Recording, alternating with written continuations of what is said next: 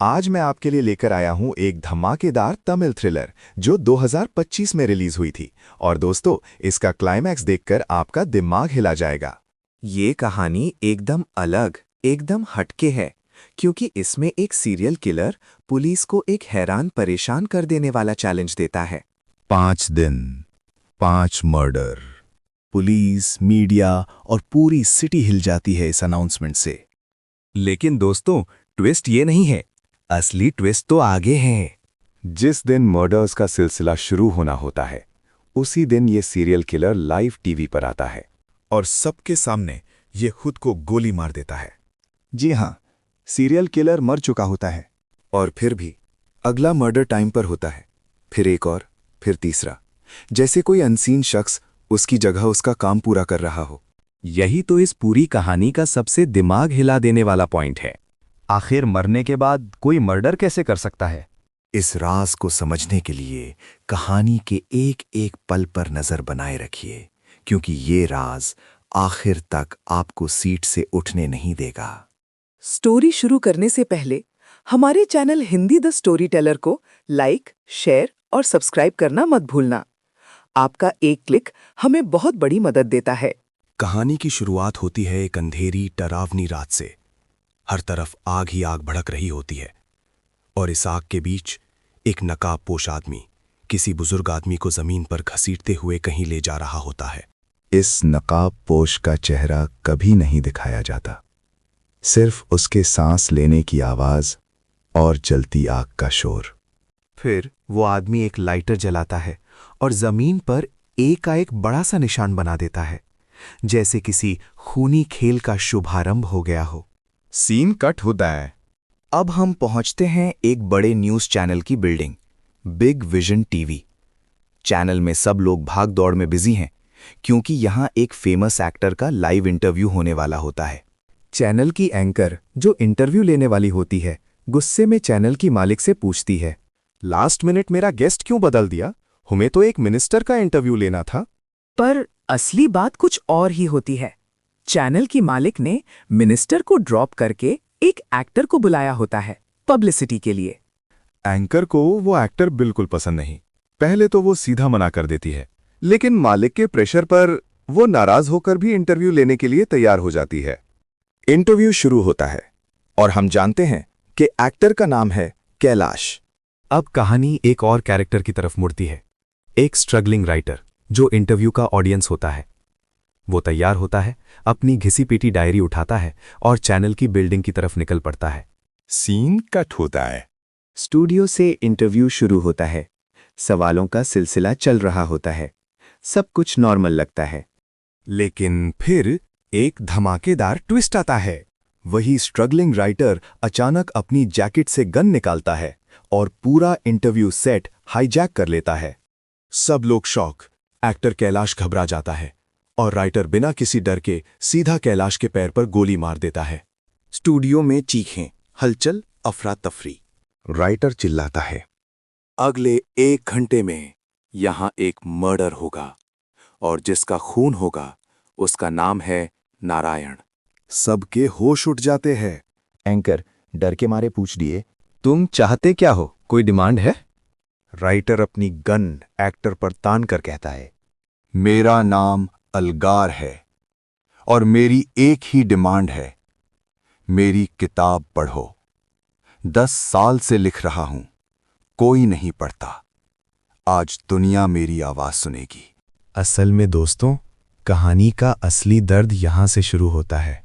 Elgar एक जुनूनी writer होता है। 10 साल की मेहनत से एक धमाकेदार क्राइम नॉवल लिखता है और फिर बार बार फिल्म डायरेक्टर्स के दरवाजों पर जाकर उन्हें अपनी कहानी सुनाता है, इस उम्मीद में कि शायद कोई इस पर एक मूवी बना दे। लेकिन हर डायरेक्टर का एक ही जवाब होता, बकवास कहानी है। उनका ठुकरा देना सिर्फ अलगार की कहानी नहीं तोड़ता, उसका सपना, उसका कॉन्फिडेंस, उसका मन, सब कुछ छिन-भिन हो जाता है। इस बेइज्जती से भरकर अलगर पुलिस को एक खतरनाक चैलेंज देता है। आने वाले 5 दिनों में मैं 5 मर्डर करूंगा और पुलिस मुझे रोक नहीं पाएगी। लाइव सेट पर वो एंकर को भी कहता है, हर मर्डर से 1 घंटा पहले मैं विक्टिम का नाम बताऊंगा। चाहे तो पुलिस बचा कर देखे, पर वो मरेगा, पक्का मरेगा। और फिर अलगार पहला नाम अनाउंस करता है। आज जिसका मर्डर होगा उसका नाम है नारायण। एंकर हैरान होकर पूछती है, ये तुम्हारी परफेक्ट क्राइम स्टोरी है। अगर सरेंडर कर दोगे तो शायद जान बच जाए। तुम्हारी कहानी में दम ही नहीं लग रहा। दूसरी साइड चैनल का मालिक स्टूडियो ऑडियंस के लॉगिन आईडीज चेक कर रहा होता है और उसको एक नाम दिखता है, नारायण। लेकिन ट्विस्ट यहाँ कौन जानता है? असल में दोस्तों, अलगर का पूरा नाम ही अलगर नारायणा होता है, यानी आज का विक्टिम अलगर खुद ही होता है। सब पर सब शौक हो सब है। एंकर शाक से पूछती है, अगर तुम 5 मर्डर करोगे और पहला मर्डर खुद का है तो बाकी 4 कैसे होंगे? अलगर हल्की सी मुस्कान के साथ कहता है, आपने तो कहा था मेरी कहानी में दम नहीं, अब दम ही दम दिखाता हूं।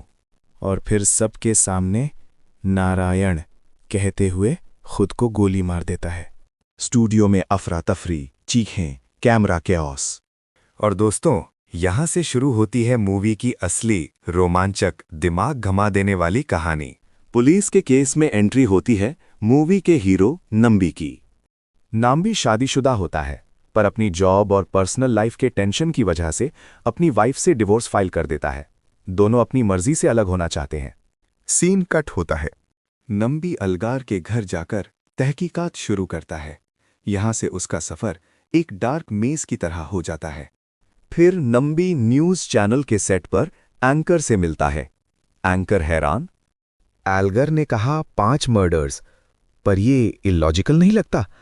मरा हुआ आदमी खून कैसे करेगा? नंबी चुप रहता है, सिर्फ क्लूज नोट करता है। इन्वेस्टिगेशन के दौरान नंबी को एक जली हुई डायरी मिलती है। वो अपने साथी से पूछता है, ये क्या है? पुलिस वाला कहता है, कुछ नहीं सर, कोई पुरानी डायरी होगी। पर इस डायरी में था अलगार का असली पैगाम, असली प्लान। और फिर टीवी पर बरगद की तरह थरथरा देने वाला मोमेंट। अलगर का प्री रिकॉर्डेड वीडियो चलता है। मुझे भूल तो नहीं गए? टीवी पर एक पागल राइटर बकवास करके मर गया, पर जो मैंने कहा था वो करके दिखाऊंगा। वो फिर पुलिस को चैलेंज देता है। अगला मर्डर अशोक नाम के आदमी होगा। और जैसे प्रॉमिस किया था, मर्डर से बिल्कुल 1 घंटा पहले ही वो नाम अनाउंस करता है। पुलिस खामोश, शहर डरावा, और कहानी अब एक ऐसे मोड़ पर पहुंचती है जहां जिंदा और मुर्दा का फर्क धुंधला पड़ने लगता है। अलगर के अशोक अनाउंसमेंट के बाद पूरे शहर में हंगामा मच जाता है। जितने लोगों का नाम अशोक होता है, सबके सब घबराकर पुलिस स्टेशंस की तरफ भागने लगते हैं, अपनी जान बचाने के लिए प्रोटेक्शन मांगते हुए। इसी आफरा ताफरी में डीजीपी खुद मिनिस्टर के घर पहुंचता है, क्योंकि मिनिस्टर का नाम भी अशोक होता है। सबको लगता है शायद नेक्स्ट टारगेट वही है। दूसरी तरफ नंबी अपने सीनियर ऑफिसर से बात कर रहा होता है। सीनियर पूछता है, नंबी, एक मरा हुआ आदमी अपना वीडियो कैसे अपलोड कर सकता है? नाम्बी सीधा जवाब देता है, प्री रिकॉर्डेड वीडियो। अलगर ने ये सब पहले ही तैयार कर रखा था। फिर वो एक और बड़ी बात बोलता है, अलगार का नेक्स्ट टारगेट मिनिस्टर अशोक नहीं है, टारगेट कोई और अशोक है। अगर मिनिस्टर को मारना होता तो अलगार कब का न्यूज़ स्टूडियो में ही अटैक कर देता। नंबी ये भी कह देता है कि पुलिस एलईडी स्क्रीन हैकिंग का सोर्स भी ट्रेस कर रही है, और ये सब देखकर कंफर्म होता है कि अलगार किसी आम राइटर का खोखला सा ड्रीमर नहीं, वो एक मास्टरमाइंड था। सीन शिफ्ट होता है एक बुजुर्ग वॉचमैन पर। वो रोज की तरह एक पुराने फोन बूथ में जाकर अपनी पोती से बात करने की कोशिश करता है। पहली बार नंबर नहीं लगता, वो फिर डायल करता है, और जैसे ही दूसरी तरफ से उसकी पोती हेलो बोलती है, बूम, पूरा फोन बूथ हवा में उड़ जाता है।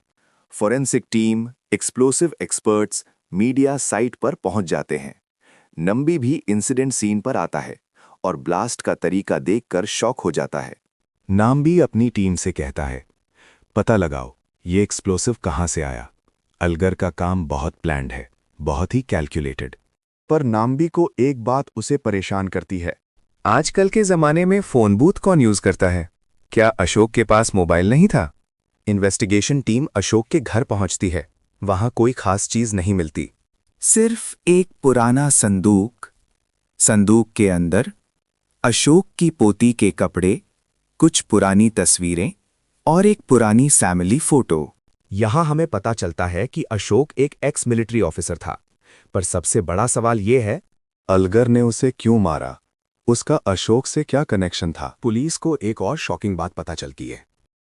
अलगर सिर्फ स्ट्रगलिंग राइटर नहीं था, बल्कि एक engineering drop out, cyber security expert और प्रो लेवल हैकर भी। उसने रिले सर्विस हैक करके न्यूज़ चैनल के एलईडी स्क्रीन्स पर प्री शेड्यूल्ड वीडियोस चला दिए थे, जो उसकी मौत के बाद भी ऑटोमेटिक प्ले होते रहे। दूसरी तरफ अलगार की किताब, जो सालों तक किसी ने नहीं पढ़ी, अब रॉकेट की स्पीड से बिक रही होती है।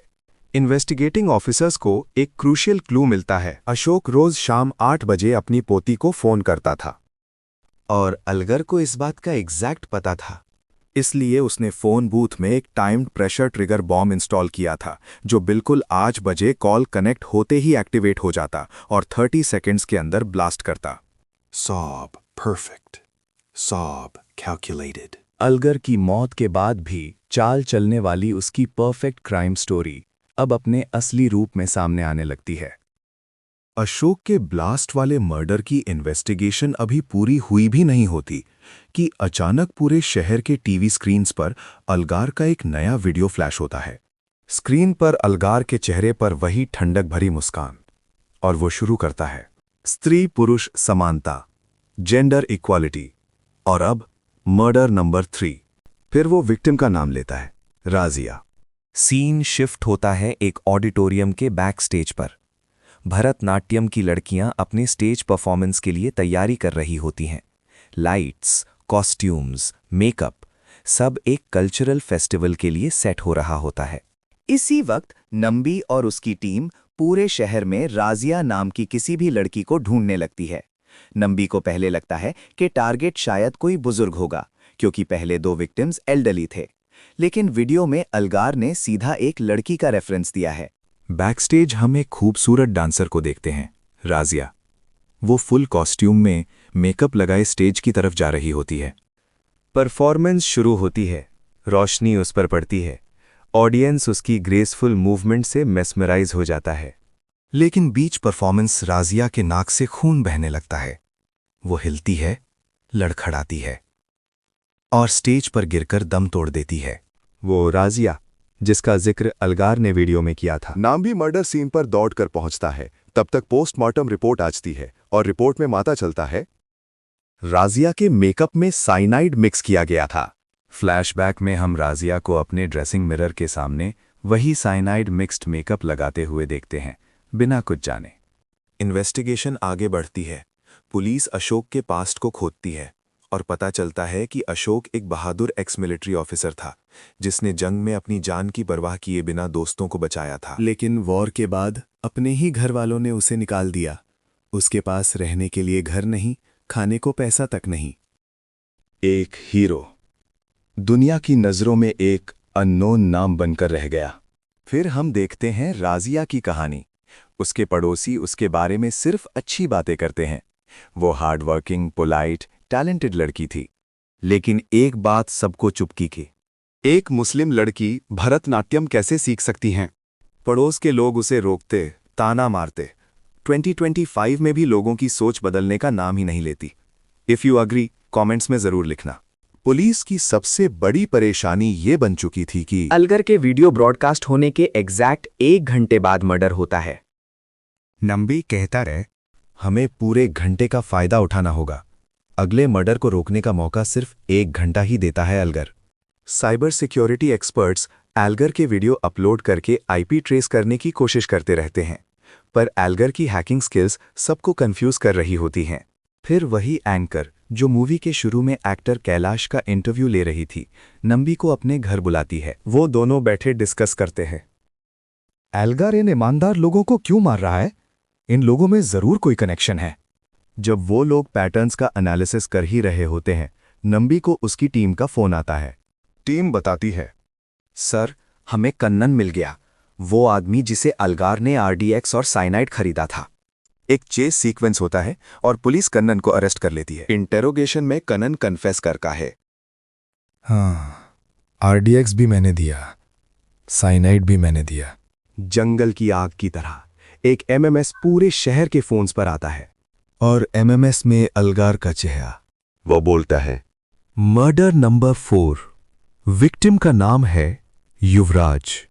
अब कहानी एक और भी अंधेरी और भी खतरनाक मोड़ लेने वाली है।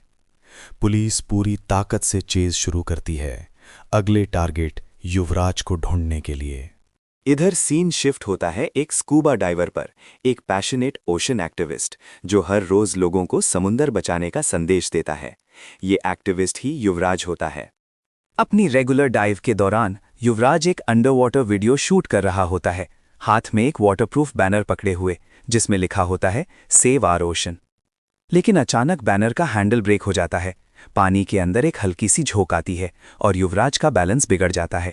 उसका साथी डाइवर तुरंत उसे ऊपर लेकर आता है, पर तब तक बहुत देर हो चुकी होती है। युवराज बेजान होता है।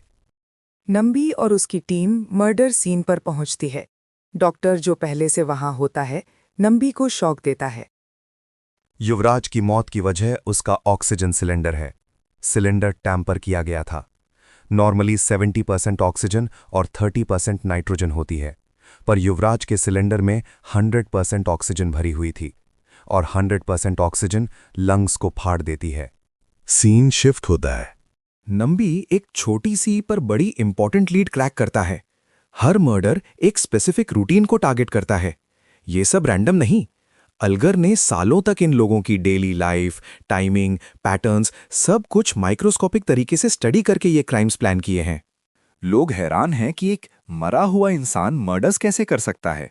इलॉजिकल लगता है, पर नंबी समझ चुका है अलगर मरकर भी उनसे 2 कदम आगे है। सिर्फ परफेक्ट क्राइम नहीं, अलगर एक परफेक्ट क्रिमिनल है। नंबी हर विक्टिम के पहले लेटर को व्हाइट बोर्ड पर लिखता है। अलगर, अशोक, रजिया, युवराज। और अगली लेटर पर अटक जाता है। या एन। फिर एक चिलिंग रियलाइजेशन होता है। से अनीता, नंबी की वाइफ। नंबी का दिल घबरा जाता है। हम देखते हैं अनीता अपने नए घर में सामान सेट कर रही होती है। नंबी फौरन उसके पास पहुंचता है। वो अनीता को सिर्फ एक बात कहता है, मैं माफी चाहता हूं, मैं हमारा रिश्ता निभा नहीं पाया। मूवी की शुरुआत में जिस डिवोर्स केस को हम देखते हैं, उसी की तस्वीर फिर से आंखों के सामने आ जाती है। नंबी दिल भारी करके वहां से निकल जाता है। Scene cut. पुलिस को एक नई लीड मिलती है, अलगर का विल, जो उसने अपने एडवोकेट को दिया था। विल में लिखा होता है कि अलगर अपनी सारी प्रॉपर्टी NGOs को डोनेट कर रहा है। नंबी और भी कंफ्यूज हो जाता है। इतना बड़ा दानी, फिर इतने खौफनाक मर्डर्स क्यों? लेकिन इसी विल के एक हिडन क्लू से नंबी अगले विक्टिम का अंदाजा लगा लेता है। और तभी टीवी स्क्रीन्स पर अलगार का एक और वीडियो ब्रॉडकास्ट होता है। इस वीडियो में वो पूरे कॉन्फिडेंस से आशा का नाम लेता है, एक नर्स जो अब अगला टारगेट है। नाम भी अब बिना पल गवाए आशा की सर्च पर निकल पड़ता है। उधर आशा अपने हस्बैंड की डेथ एनिवर्सरी पर उसके ग्रेवयार्ड जाती है, हाथ में एक कैंडल, आंखों में आंसू। जैसे ही वो कैंडल जलाकर ग्रेव के पास रखती है, नंबी वहां तक पहुंचा ही होता है। नाम भी सोचता है कि इस बार वो टाइम पर आशा को बचा लेगा। वो उसे पुलिस कार में बिठा देता है, सिक्योरिटी के साथ। लेकिन अचानक आशा बेचैन सी हिचकिचाती है और कार के अंदर ही बेहोशी में गिर पड़ती है। अगला पल आशा मर चुकी होती है। नाम्बी का दिल टूट जाता है। उसे लगता है कि इस बार वो अलगार से 1 कदम आगे था, लेकिन अलगार फिर से 2 कदम आगे निकला। लेटर पोस्टमार्टम में पता चलता है कि कैंडल के धुएं में सैरिन गैस मिली हुई थी, एक डेडली नर्व एजेंट। कैंडल जलते ही धुआं आशा के लंग्स में गया और फिर सब खत्म। मीडिया, पब्लिक, ऑफिसर्स सब नंबी को ही जिम्मेदार ठहराते हैं। नंबी पूरी तरह बिखर जाता है। वो अनीता और नैना एंकर से कहता है, बस मैं ये केस छोड़ रहा हूं। पर अनीता और नैना दोनों एक साथ उसे रोक देती हैं। नंबी, सिर्फ तुम ही ये केस सॉल्व कर सकते हो। उनके वर्ड से नंबी का हौसला दोबारा जगता है। अब वो किसी भी हालात में अगले मर्डर को होने से पहले रोकना चाहता है। तभी एक सफाई कर्मचारी को एक सस्पिशियस फोन मिलता है। वो फोन जिसे एल्गर अपने वीडियो स्केड्यूल करता था। इस बार पुलिस एक कदम पहली बार एल्गर से आगे होती है। फोन ट्रेस्ट होने से पहले ही एक नया वीडियो लाइव हो जाता है, पर इस बार एल्गर एक ट्विस्ट लाता है। वो विक्टिम का पूरा नाम नहीं बताता, सिर्फ पहला अक्षर एन। पूरा डिपार्टमेंट शॉक। और फिर एल्गार कामली कैमरा की तरफ देखकर कहता है, नाम भी। रूम साइलेंट, सब घबरा जाते हैं। अलगर को कैसे पता कि इन्वेस्टिगेशन नंबी कर रहा होगा? उसके सीनियर्स और पूरी टीम इंसिस्ट करती है, नंबी, तुम अगले टारगेट हो सकते हो, तुम्हें पुलिस प्रोटेक्शन लेना होगा। नाम भी मजबूरन मान जाता है, लेकिन अंदर से उसका डाउट कुछ और कहता है। अगला विक्टिम कोई और महिला हो सकती है, कोई सोशल एक्टिविस्ट। वो वीडियो को बार बार देखकर क्लू ढूंढने लगता है। तभी एक लाइन उसके कान में गूंजती है। एल्गर ने टीवी स्टूडियो की शूट के दौरान नैना का नाम लिया था। नैना, वो एंकर जिसके साथ नंबी ने पूरा केस डिस्कस किया था। नंबी की सांसें तेज हो जाती है। वो अलगर का वीडियो रिवाइंड करके फ्रेम बाय फ्रेम एनालाइज करता है और फिर उस डायरी का ख्याल आता है जो उसने अलगर के घर की तलाशी के वक्त पहली बार देखी थी। नंबी एविडेंस रूम से डायरी निकालता है और उसके पेजेस को ढूंढ ढूंढकर एक नक्शा मिलता है, एक अंडरग्राउंड सेटअप का मैप के कोने पर लिखा होता है 8 PM, यानी 8 बजे होगा फाइनल मर्डर। नाम भी एक सेकेंड भी वेस्ट किए बिना अलगार के घर पहुंचता है। अंडरग्राउंड सेटअप का दरवाजा खोलता है। अंदर अंधेरा, हवा ठंडी और एक अजीब सा साइलेंस। जैसे ही वो अंदर कदम रखता है, ट्रैप एक्टिवेट्स। नाम भी जोर से नीचे गिरता है, लाइट्स फ्लैश होती हैं और कैमरा उस पर लॉक हो जाता है। यही होता है स्टोरी का बड़ा ट्विस्ट। अलगार का अगला टारगेट कोई आम शख्स नहीं होता। इस दफा विक्टिम खुद नंबी होता है। जिस तरह अलगार ने हर विक्टिम की जिंदगी को महीनों तक ऑब्जर्व किया, उसी तरह वो छुप छुप कर नंबी पर भी नजर रख रहा था। नाम्बी एक शाइनी ग्लास वाटर टैंक के अंदर फंस जाता है और डायरी के लास्ट पेज पर लिखा हुआ वो वक्त 8 PM बिल्कुल सही साबित होता है। जब क्लॉक 8 बजाती है, टैंक के चारों तरफ से पानी भरना शुरू हो जाता है। ठंडी, तेज, बेहद तेज रफ्तार से बढ़ती हुई वाटर लेवल। नंबी पूरी जान से ग्लास तोड़ने की कोशिश करता है, पर वो इंडस्ट्रियल ग्लास होता है। ना हथौड़ा, ना किक, कुछ काम नहीं आता। पानी सीधा गले तक पहुंचने लगता है। तभी नंबी को एक बात याद आती है। उसके बेल्ट में एक स्टील की नुकीली टूल लगी होती है। एक ही जोर का स्ट्राइक और ग्लास फाइनली क्रैक हो जाता है। ग्लास टूटकर बिखर जाता है।